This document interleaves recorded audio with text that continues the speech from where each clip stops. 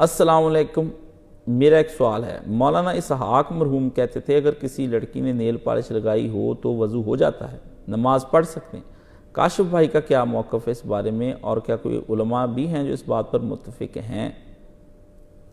مولانا اسحاق مرحوم کوئی ایسی بات نہیں کہتے تھے جس پہ علماء پہلے سے متفق نہ ہوں۔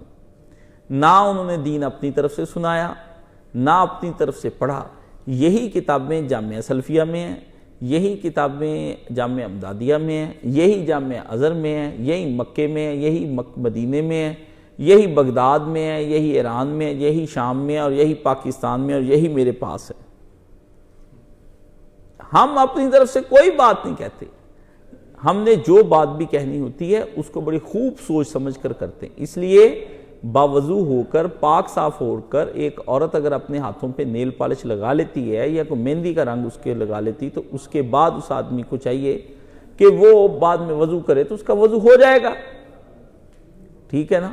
تو ہر وقت بھی کیا نیل پالش لگائے رکھنی؟ پہلے تو یہ بھی میں اپنی بہن سے پوچھتا ہوں، تجھے اپنے پیارے پیارے ناخن جس کے اندر خدا نے سرخ رنگ کا خون دوڑایا ہے، تو یہ ناخن تجھے پسند نہیں ہوا؟ کبھی اپنے مرد کی زیب و زینت کے لیے تو لگا لیا کر، ٹھیک ہے نا؟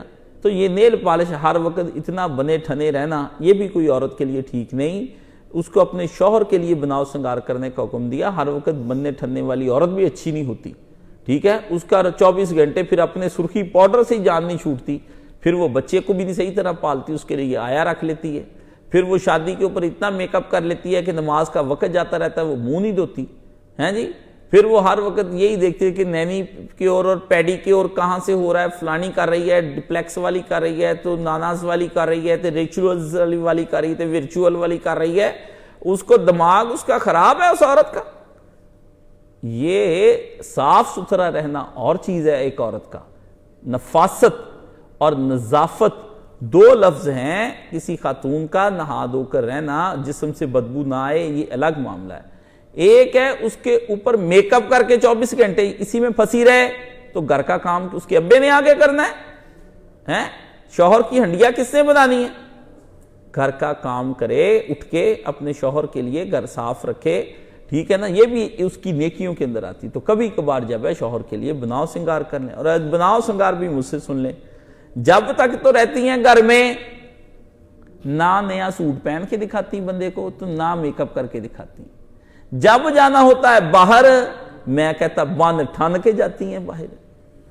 نہ باہر تم نے کس کو دکھانا؟ پہلے مجھے یہ بتاؤ نا۔ دکھانا تو بندے کو تھا۔ گھر میں اگر تُو نے نیکی ہو نا تیرے دماغ کے اندر بھی میں نے بن ٹھن کے رہنا ہے شوہر کے لیے، وہ تو تجھے گھر میں رہنا چاہیے تھا۔ یہ باہر کس کے لیے جاتی ہے؟ باہر تو دوسری کو دکھانے کے لیے میری بہن جاتی ہے۔